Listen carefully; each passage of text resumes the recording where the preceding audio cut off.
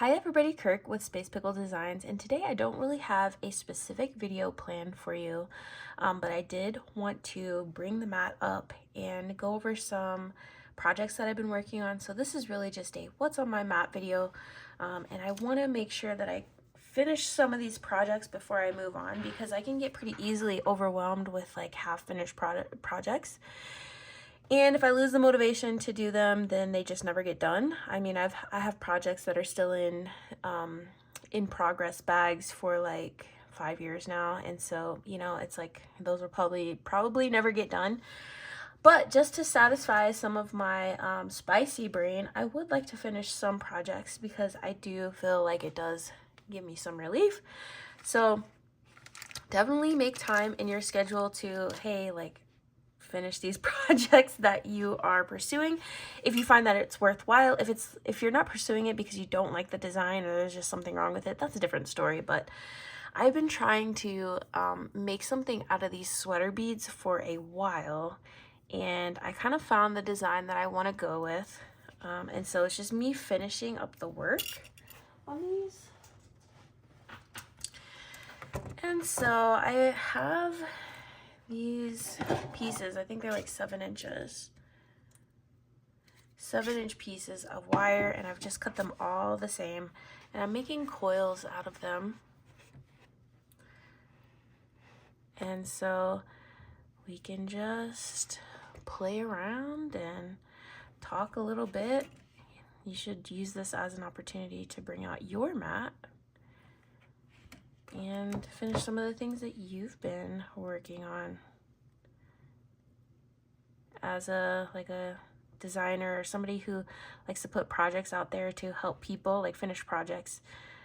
It can get overwhelming at times because like you definitely have these ideas floating around, but when they don't turn out the way that you thought they would, sometimes it's like, well, I want to figure out how to do it right, and then you like abandon certain things. And there are certain projects that you like parts of, but it's just a completely different direction than what you were thinking. And as for me, it just gets wild. It gets wild up there. But I do want to finish this because it is almost Christmas, and I wanted to wear this for Christmas because obviously it's like a sweater bead and it's red and green. It's just time consuming. These ones are. But I don't know if you've noticed, I am almost at 2,000 subscribers, which I know it's not that many, right? I mean, for me it is, but like in the scheme of like jewelry designer channels, it's not, right? But like I've been working on this channel for 4 years. Yeah, it just hit the 4-year mark. And so I know there's some channels that have been out for like 8 months and they've already got like 5,000 subscribers. That's fine. That's fine. I had to move at my own pace though, because I started this channel in November of, I think, 2020. And at that point in my life, I was pretty sure I wasn't able to have kids.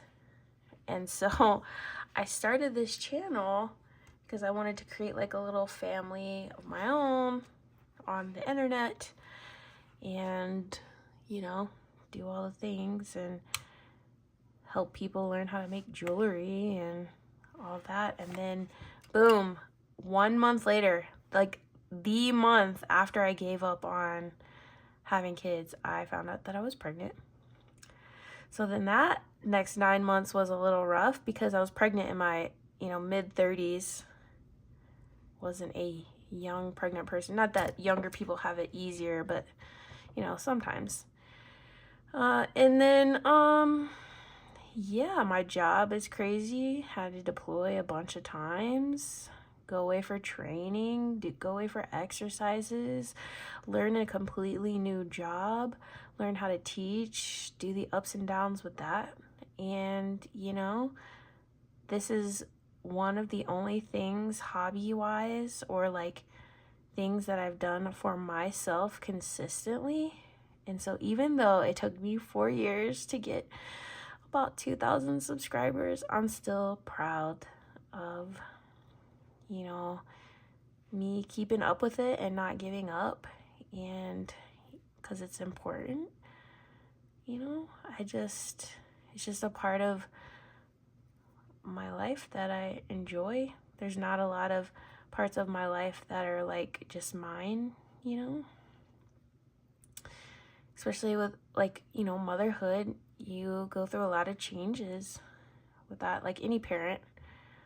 There's just, you lose a lot of, I think, who you were, and that's not necessarily a bad thing, but it's just kind of facts. So I mean, it's for the greater good and all that, but yeah. So, you know, having a really, I wouldn't say like, it's not the hardest job in the world, obviously, right? Like, it's fine. I get paid and everything. But I have a pretty demanding job, and to be able to keep up with this over these past super challenging 4 years in my life has been an accomplishment for me. So I know you're like, girl, bye, you have 2,000 subscribers.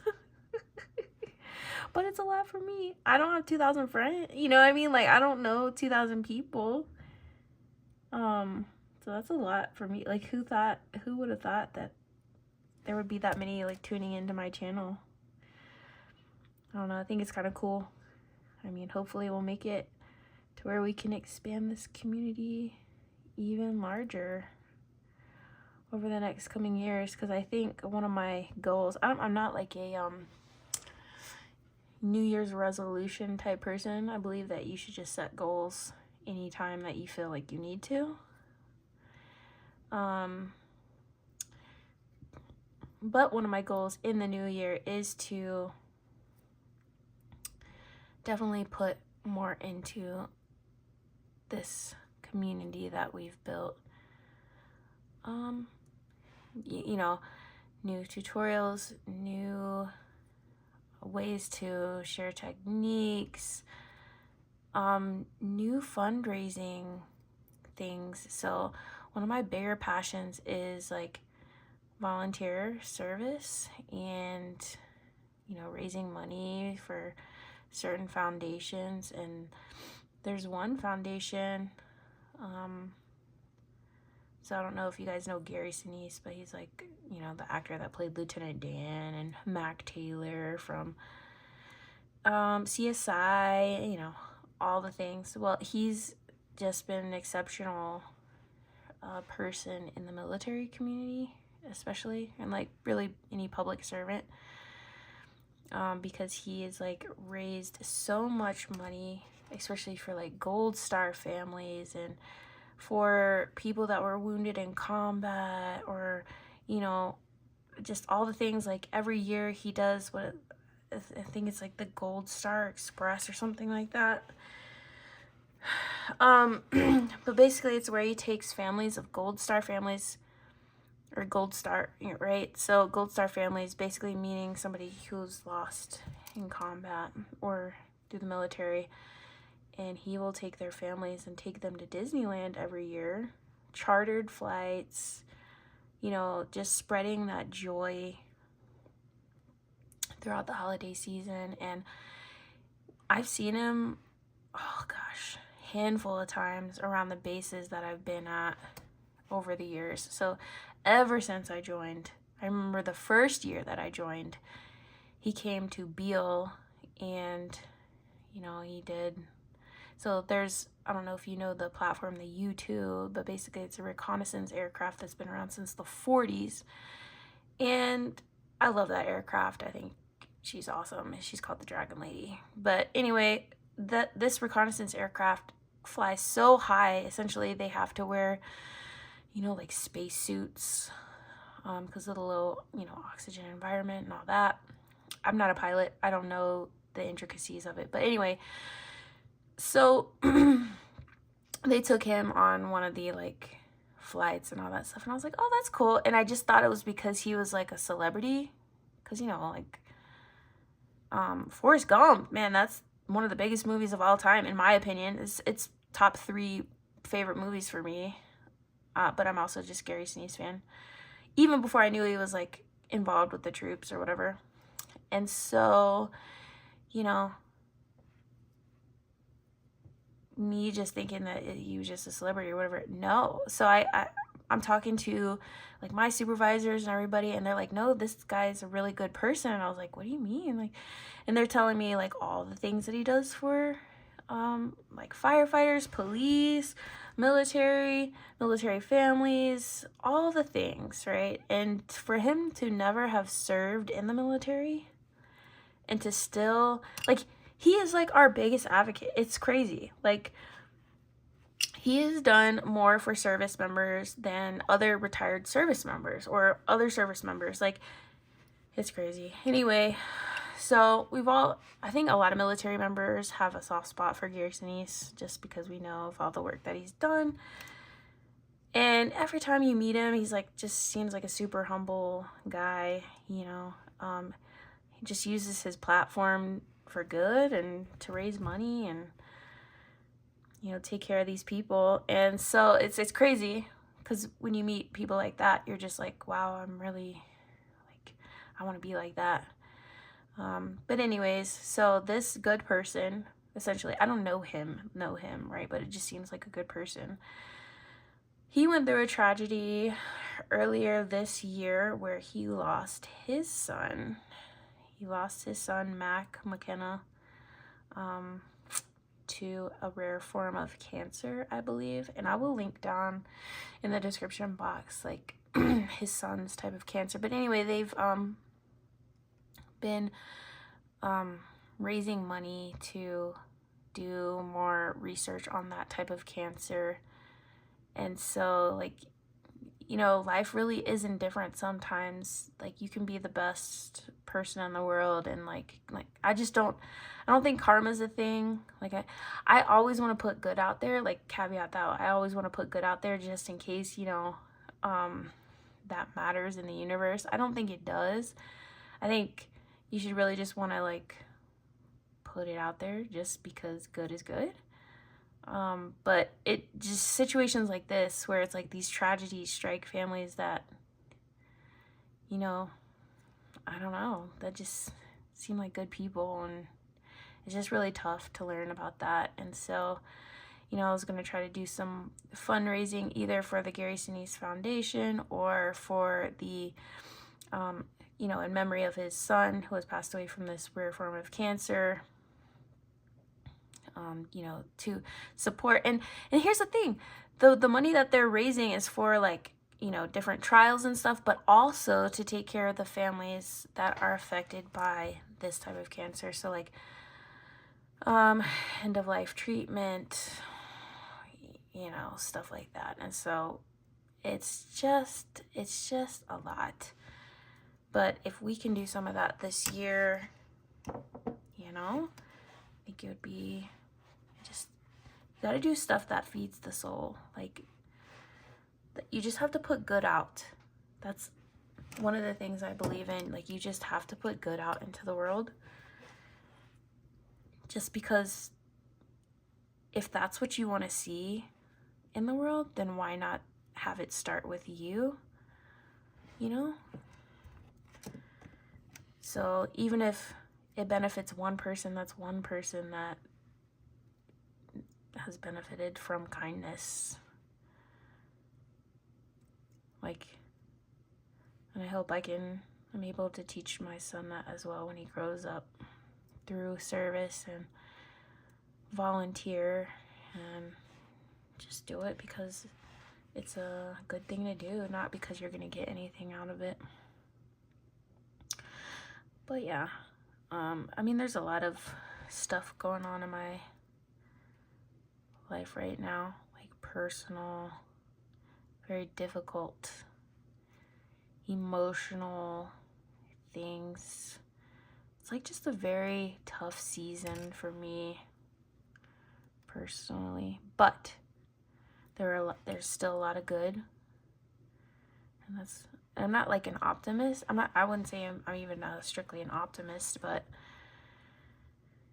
I do like the quote, you know, the only way through tough times is like, you know, to get over tough times is just to get through it, or go through it, or so, I don't know. I'm not a quotes person, as you can probably tell, but it's like basically you just have to go through the tough times, you experience it, you process it, and then you move on. You just have to get through it. You just have to get through it.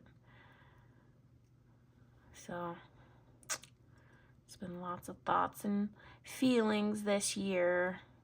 And I would say I don't process emotion the same way as a lot of people do. You know, through my experiences in life, it's just been kind of different for me. So yeah, it's been a journey finding out a proper way for me to process things and memories. And it's like, you know, some people never figure it out. So if I'm doing it late in my 40s, you know, at least I'm still doing it. I'm figuring out a way to get through, you know, some of the stuff that I have to process mentally through experiences in life. But yeah.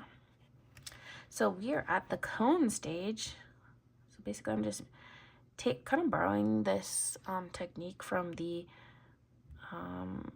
Christmas tree earrings. And what you want to do is really kind of make these larger than you want them to be on your piece, because then you just make the loops smaller and it compresses the spring area. So like that little bit of pressure helps keep it not loose, because if you just make it the size that you want it, it will be loose. It will feel loose against your sweater bead, and you really want that compression. At least I do. If you want it to be loose, then by all means. That's the whole cool thing about jewelry. You can do whatever you want. Adornment in general. And that's what makes it so cool, because everybody has their own vision. And if everything looked the same, it would be really, really boring. Really boring. But, so let's talk. I really do love talking with you guys down in the comments. I love seeing your pretty faces and names and icons down there. And so when I ask like how you're doing, I really truly mean that. I really would love to hear about you and how you're doing. I love hearing about, you know, the human experience. We're all going through this crazy life together in some ways, even though we are separated apart from one another. So I have never been a fan of the holidays. Don't know what it is. I don't even think I've had a bad experience. It's just a lot, you know? And so I've always just felt like a pressure, I guess, as a female when it comes to holidays. It's just not fun for me. Like, there's a lot that females are expected to do, I think. You know, the cooking, the entertaining, you know, all that. The decorating. And for somebody who really, I don't like decorating, and I don't like random stuff in my house. I know that sounds crazy because I like to make jewelry, but like I really don't. I like a minimalist kind of house existence. So to just have boxes that will stay in my house just in storage until the time comes I bring it out for Halloween or for Christmas, I just don't like that idea. It just suffocates me. I know that sounds terrible. But like, I don't know what it is. Like, what is it? Does everybody else just love the holidays? Is it really just me? Am I like a Grinch for real? I don't know. It's like, my husband loves the holidays. I don't like them. I don't want to be a Grinch. Because like, if I had it my way, I would not have a tree. I would not, you know, I would not have Christmas cups. None of that. Like, ugh. I don't know. I don't like it. Maybe I should get into it. I tried this year to really get into the holiday spirit. I'm trying to do the bead mist, and I'm actually so proud of myself that I'm keeping up with it. It's crazy. But like I buy Christmas gifts for my coworkers. Like, I bought candles that smell like Christmas, and it's just still, it's not working for me. I don't know what it is. I think a part of it is like, I feel like the holidays are just there to make people feel bad, kind of. Because even people that like, I just hear a lot of horror stories, like from people who really do the whole get together, the family thing, and you know, but they're still like miserable, and so I'm like, why are you even doing it? Like, are you I don't know. I don't know.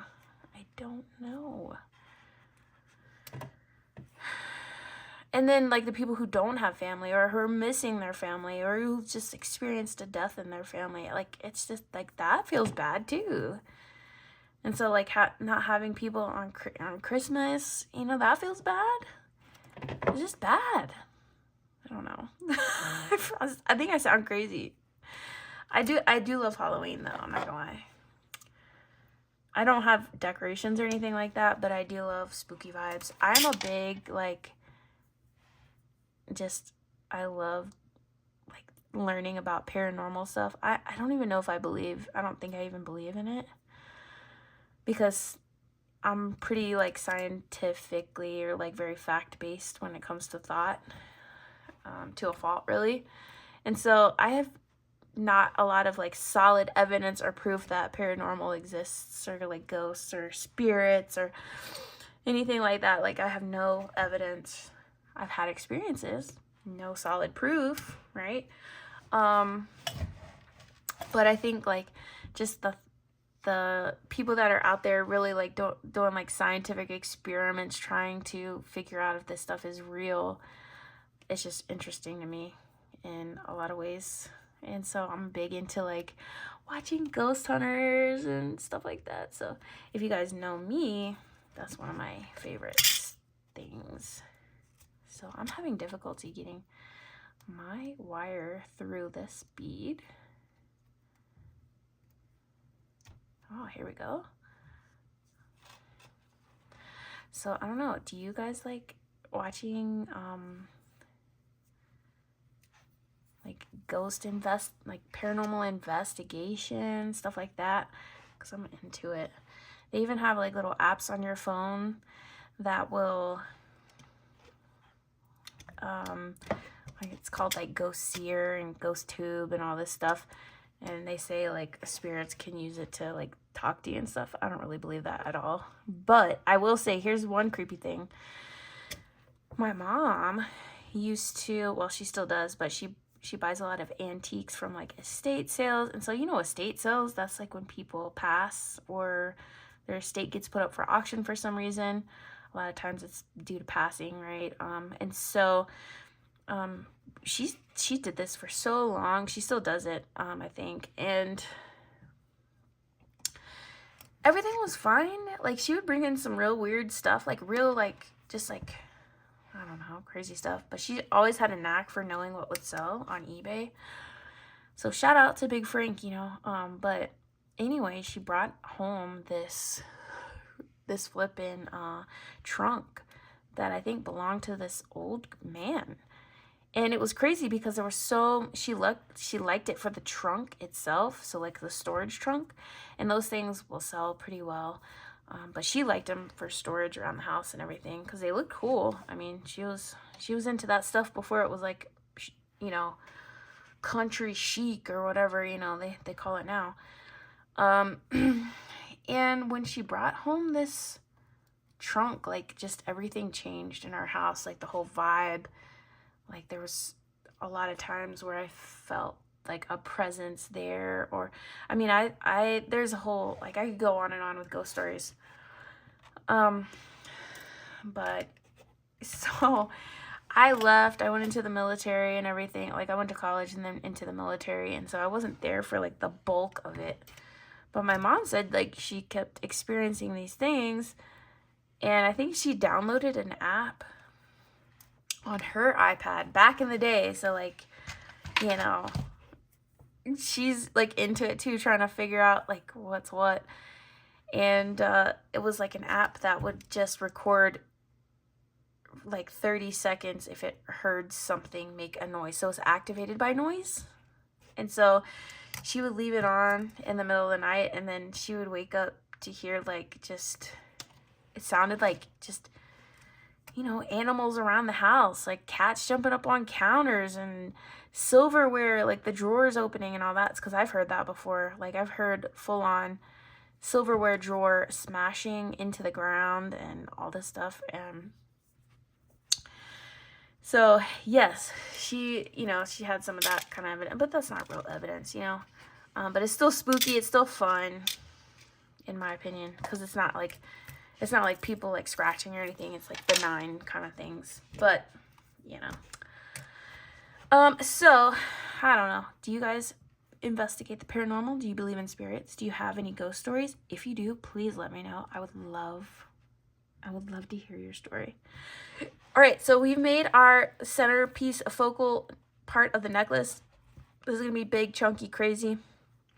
And I'm gonna pull out some more supplies to finish this necklace, and we'll get it going. So I brought out my jump rings, and I think I'm gonna make dangles, cause why not? You know, why not? You know, I should have made like a bunch of those little trees that I made yesterday, and made them into dangles. That would have been extravagant. So I'm just gonna bring those. I want to use the smaller ones. So here's my little jump ring storage. Is that not satisfying? These are my heavy gauge jump rings. And I found these like little, because we're kind of mixing silver and gunmetal, which is fine with me. I found these little star charms, which I probably will never use in anything else, because they're a couple that are starting to tarnish. Okay, don't judge her too harshly. I am going to use this chain. We will get to that when we get to that. It's just a little piece, but it is large. So let's go ahead and connect these, and then we will add our charms. I just kind of want to see what we're working with. And so you need your big old pliers for these jump rings, because they are strong. They are strong, girl. And I'm going to use, normally, like I would just, you know, unhinge it from there. But I don't want the spring to like flop around, because I spring loaded those bead caps on there. So we're just going to have to manhandle this a little bit.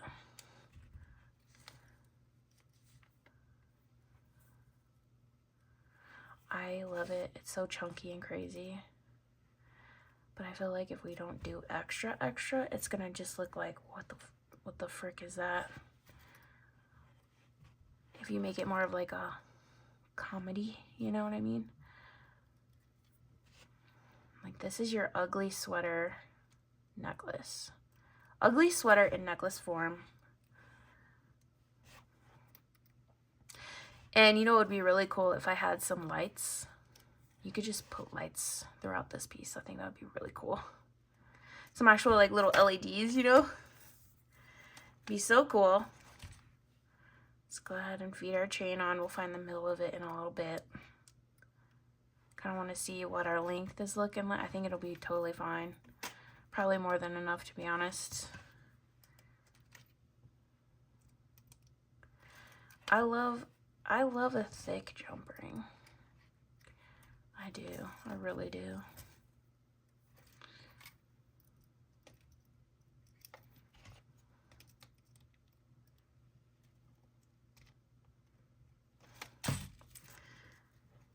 That is so cute.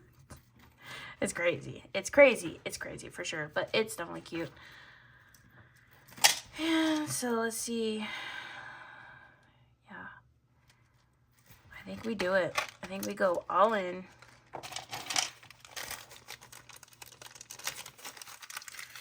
Just make the crazy Christmas charms. These are check tree beads. Do we want to put something there? I think we do. like these little brown cubes. I'm just gonna fish out some of the brown ones, like the matte brown. These are like 4mm cubes. I think 5 is probably what we're gonna, or 4 probably. I love these little mixed cubes. But just adding that little bead, it's probably gonna add a lot to this, to be honest. Because now you got a little trunk. And now you just put the star on. You want to make sure that your star is sitting the way that you want it to. The point up top. Oh, so cute. So cute. I'm indulging myself on this one, you guys, for sure. These are the super tough head pins. So it gets a little crazy. But yes, let me make this a loop. We're making some charms here. And I'm gonna finish the rest of my little charms. I think I'm gonna make 4. And we'll see what it looks like. So we are back. I've been having some trouble with head pins recently. Some of the like ones that I thought were super strong, they're just very brittle, so they've been over work hardened. So I swapped out my head pins. And so what we want to do now is just attach them to our piece.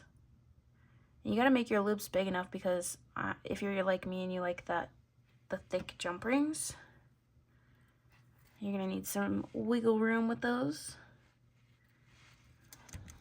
And so the hardest part about a charm anything is making sure that the charms are on the same side for everyone. I mean, it's not like rocket science or anything, but that is something that you need to be mindful of. It just takes you kind of laying it out. Sometimes putting it on a bust helps. And then sometimes you can still get it wrong. So don't feel bad if you don't get it right the first time. Necklaces can be crazy like that.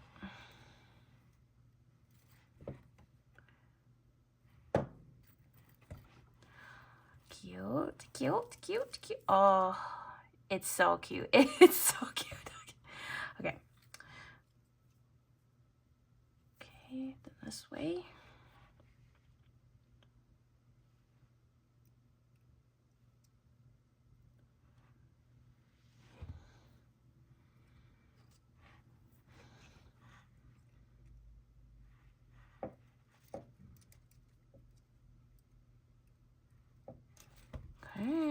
Okay.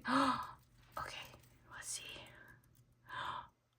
Okay, it looks cute. And it's not too overdone, honestly. So what I want to do, I'm going to just try this on. This is an over-the-head necklace for me right now. Actually, kind of like, I don't mind the length that I have it here. And I'm going to measure it for you. Not like you're probably going to recreate this, but it's definitely going to be a 24-inch necklace.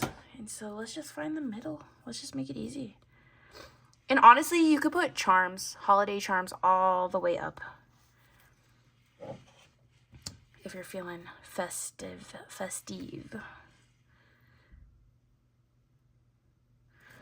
Yo, we got lucky because we have one extra jump ring ring that's right in the middle. Don't you love it when it works out like that? It just never does. That's why it's so awesome. So I'm going to put large lobsters. I love a large lobster. Doesn't matter what side you put it on.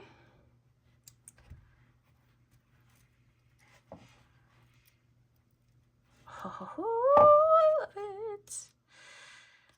I'm loving this one. I will have to make sure to wear it with one of my ugly Christmas sweaters.